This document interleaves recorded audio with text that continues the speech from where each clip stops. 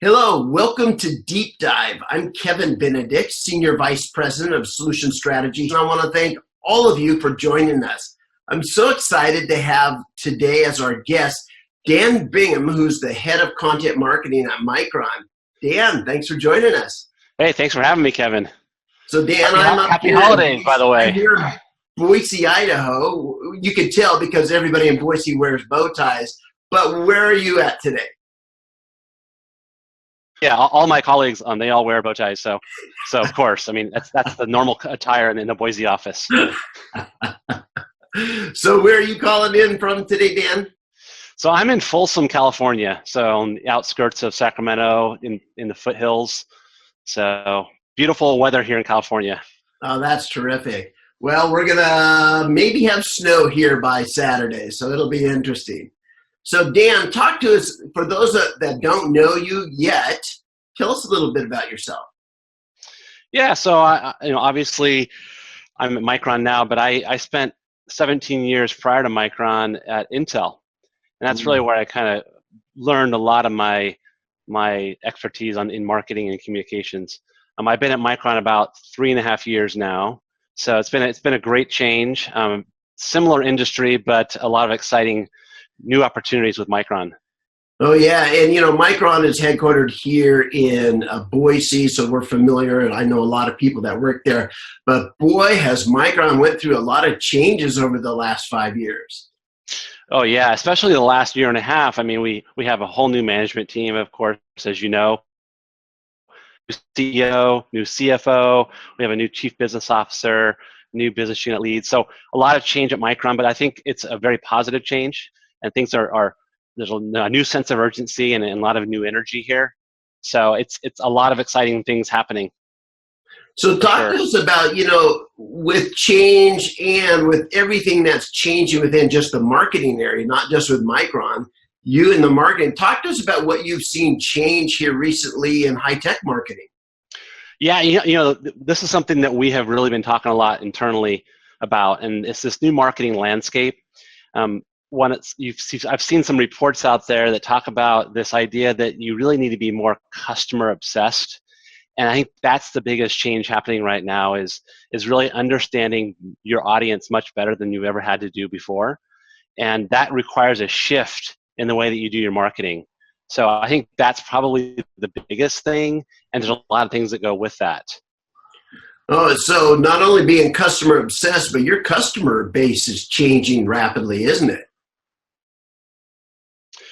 Yeah, I wouldn't say it's changing rapidly as much as it's shifting. So we're seeing a lot of big customers that are needing a lot of memory and storage solutions, and there's an unending appetite for these solutions right now. And so people are starting to realize that memory and storage are no longer an afterthought, that it is really, truly a central part of their system. And with all the data that's out there now that's being generated and collected, it's so incredibly important that you can get through all that data quickly.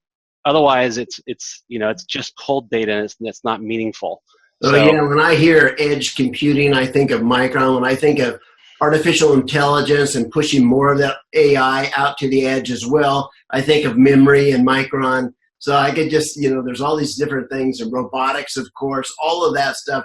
To me, every time I see that, I'm like, yes, go Micron.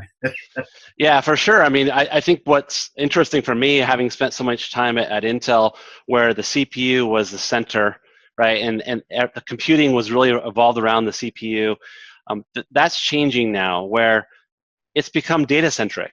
And really the bottleneck is getting access to that data much more quickly. And if you can't get access to that data quickly, then it's impossible to get through all of it and process it and get some insights out of it. So that's really, I think, the one of the largest shifts that's benefiting Micron. Oh yeah, when I think of autonomous anything, that there can't be the latency of transmitting data to some data center on the other side of the planet. I keep thinking of, that's where the memory has to reside, right there, if you're going to get that kind of zero latency, real-time interactions on vehicles and all kinds of things. Move everything closer to compute. That's the game right now. And for us, of course, what we're seeing a big shift in is that nothing's really off the shelf anymore. You really need customized solutions. You need an expert to help you, architect systems. It's no longer this commodity business where you can just order a part out of a catalog. You really need to have a much more specialized solution and someone that knows how this stuff works to help these companies manage the data. Wow. So I'm thinking here, specialized and customized solutions. That's going to be hard for a guy like you who's head of content marketing. What kind of content do you create if everything is kind of customized and specialized? And so talk to me about how you've seen the whole content marketing area rise over the last few years. Yeah, it's so interesting because I started the content marketing team about a little over a year ago, and when I remember bringing this up with our staff, it was this new term a lot of people hadn't heard about. And content marketing as a concept's been around forever. It's not new. It just wasn't called content marketing. But I've learned quite a bit even within the last year, and I think the biggest thing about content marketing is companies are starting to really understand that content could be a very strategic asset for your company and for your brand. So for us, I think we're really starting to figure this out. And when it comes down to it, one of the biggest reasons we're doing content marketing at Micron is we want to drive more engagement with our audience. That's I think the shift that we're making right now is how do we get audiences that existing audiences that we know about and who we've been talking to for a long time, but also new audiences that we're trying to embrace and broadening kind of the horizon and helping people understand a little bit more about Micron and the brand.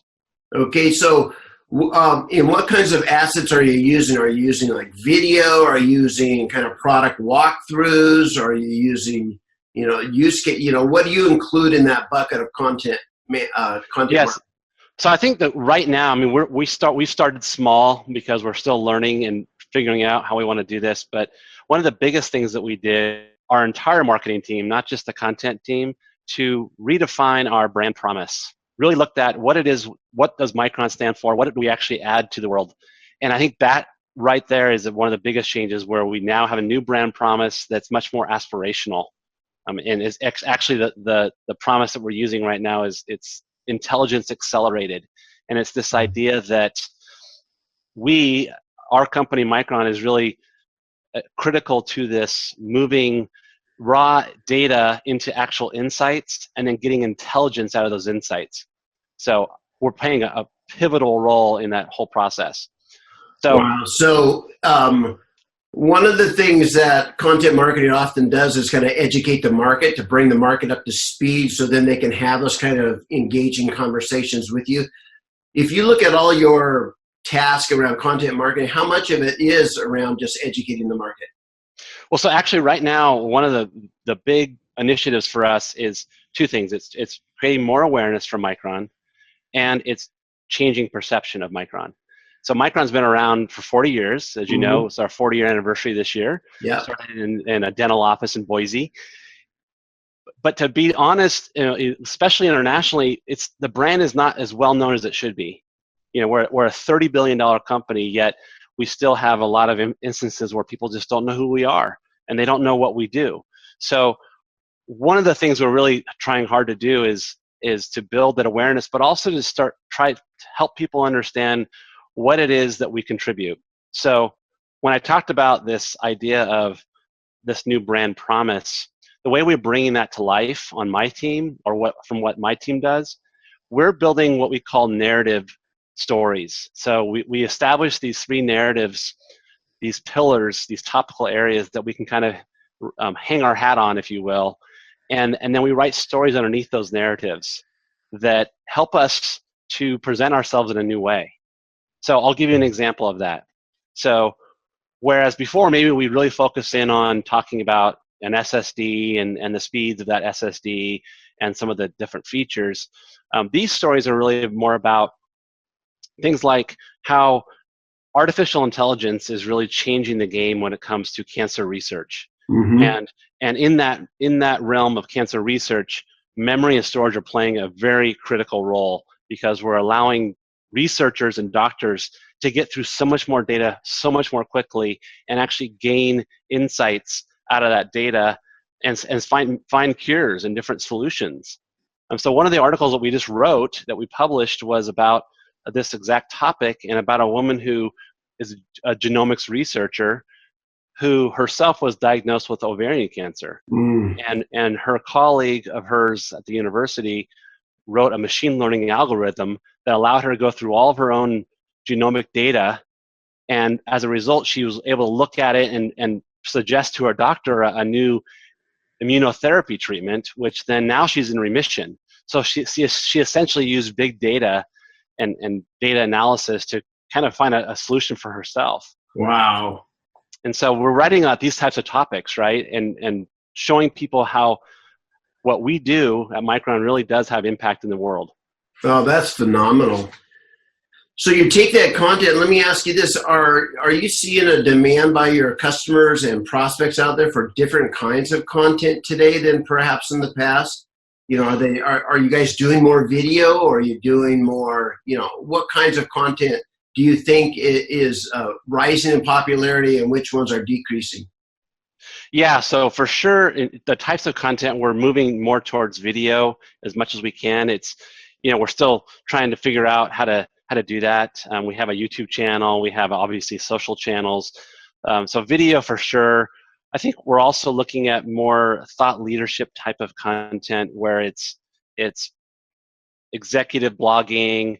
We started a brand new physical event in San Francisco this year called Micron Insight. And that was the first time we'd ever done anything like this, where we actually brought a bunch of industry leaders together. And we didn't just talk about, you know, speeds and feeds. We talked about how memory and storage and technology and the industry is working together to solve huge problems, right? And so it was a really interesting event. So those I read a lot about that when it was popping up on LinkedIn, various little articles and images when it came out from that event. Fascinating discussions. Yeah, so we're all connected together, right? Whether it's advertising, our new thought leadership program, the new content program. We have a new digital strategy where we just rolled out a brand new Micron.com. A lot going on right now on the marketing side for us. Oh, yes. So talk to me about thought leadership. That was a perfect segue. So, you know, Yeah. what do you guys, you know, how much value do you put in thought leadership? Do you see that? And where do you think that, how do you think that helps Micron? Yeah, thought leadership is kind of this cliche. Everyone uses this term. Yeah. For us, it really means we believe that we have a lot of expertise in the company that hasn't been vocalized. We haven't really communicated enough about really what we know, and we believe we can add a lot to the conversation in the industry. So for us, it's really about establishing, you know, some of our leadership through these big topics that the industry is trying to tackle, because, you know, for the last 40 years, we haven't really been more of this heads down engineering type of company. And now I think we're trying to shift to explaining a little bit more about some of the bigger areas that we can help. Well, I can imagine that. You can go into every different wing of your campus there at Micron, open the door, and there's all kinds of heroes whose stories have just not been told. Yeah, I mean, of course, on the product side, where we've told a lot, we've had a lot of innovation, you know, through acquisitions and through other types of activities. We've actually either created ourselves or acquired around 40,000 patents over the last 40 years. So incredible amount of IP here at the company. And so our job right now on the marketing side is let's start getting those stories out. Let's also start establishing some leadership for personalities at the company, some of our leaders, and let them, you know, be out there a little bit more. So like our CEO, we're putting him out there a lot more than we ever have before, you know, at different types of events. And so that's a good thing for Micron. Oh yeah, it's so interesting because it changes the dynamics of what a board looks like today too. When they're looking for a CEO, you know, is it somebody up through the ranks who's an engineering genius, or do they look for somebody that can tell the story a little bit more effective? So I mean, it changes business in so many different ways. Yeah, for sure. Has Micron embraced the concept of B2B influencer marketing at all? Are you looking yes. with influencers? We are starting to do some of this, and some of our business units are doing it already. In particular, our storage business unit is doing a lot more of this. So we are looking at doing influencer programs, particularly in social influencers. Finding those experts that can kind of speak on our behalf or advocate for us. So the answer is yes, and I think we're still new on that journey. So walk us through, Dan, from the time you came to Micron, how have you seen kind of the whole marketing strategy shift in your industry and at Micron? So it was very interesting. When I first started at Micron, it was a big change for me coming from Intel. Intel's got a brand that's very well known. They've got a lot of marketing resources, at least a lot more than Micron. And so a lot of things that you take for granted just weren't in place at Micron. So it was a very big shift for me, but I really do like where I'm at. I think Micron's in a really good spot. I think from our marketing perspective, we're learning a lot, but we're also we have a lot of really great people in our marketing organization, and we're starting to kind of let us explore new horizons, if you will. Oh, fascinating. We're starting new programs. We're starting, like I mentioned, our marketing organization has actually had some change where we've added new strategic areas like thought leadership, like more of a digital strategy. The content marketing is a new area for us as well. Got it. So, I interview a lot of CMOs, a lot of leaders around marketing and things, and some of these guys have incredibly complex kind of marketing technology stacks now that do all kinds of, from demand generation to email systems and servers to personalization and systems that will monitor how you use personal data so you can be GDPR compliant, all these different technology stacks. Walk us a little bit about what your marketing stack looks like these days. Yeah, this whole area of MarTech is going crazy. It's a little bit overwhelming, to tell you the truth. If you've ever seen any of those slides that show all the logos of the different companies in the space, it's pretty incredible. So for us, we're trying to figure this out as well. We've been doing a lot of research into the new marketing tools that we need, and I think what we're finding is that there's a reason that all these companies are popping up. They're trying to solve a problem that you can't solve with the traditional tools. So right now, we have a number of tools we use. Some are legacy tools that we're trying to either change or adapt, and some are brand new tools we're bringing on around content management platforms, as well as asset management, trying to be much better about managing our assets in one location. So quite a few, again, it's companies like Micron, where it's a larger company, you've got a lot of established systems. Sometimes that takes more time to integrate, but we're definitely moving towards the right solutions, or we're moving in the right direction, I should say. Oh, that's exciting there. Now, you had mentioned and talked about the notion of a corporate strategy or a corporate narrative, I think was the word you were using. Yep. So Micron is multinational, you're around the world, you've got locations all over Europe and Asia. How do you and your customer base is all over the world. So how do you manage that, the complexity of having a corporate narrative in multiple languages across multiple cultures? Yeah, I mean, certainly it's a challenge. We have a centralized marketing team, which is where I'm at, and we also have what we call country managers, country communication managers, who help us connect the dots into those local regions. So a lot of the stuff that we're doing right now is still in its infancy. We're localizing and translating content. And sometimes, it doesn't resonate as well in a certain country, so we're learning on what types of things we could do to basically bring our brand promise to life in that region. So we have some good examples of this. Like in Singapore, we're actually very prolific in Singapore. We have some of our best leading edge factories sit in Singapore, and so there's some very, very interesting local stories and angles that we can do in that region that I think will resonate much better there than it would, say, in another part of the world. Oh, that's really such an interesting concept, just trying to manage the complexity of all that. So where do you think content marketing is going over the next 5 years? Put on your futurist hat there, Yeah, Dan. I think it depends on who you talk to. I think it depends on the company you're talking to, because everyone has a little bit different need. For us, I can tell you, it's going more towards personalization.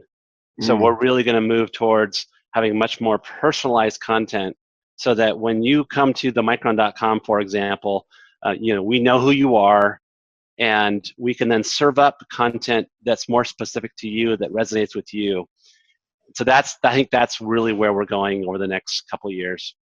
Wonderful. Well, Dan, I want to thank you so much for taking this time right before the holidays to share your insight, experience, and just your thought leadership, I would even say. So thank you so much, Dan. Hey, thanks, Kevin. I appreciate it. Yeah, and I want to thank everyone out there for joining us today as well.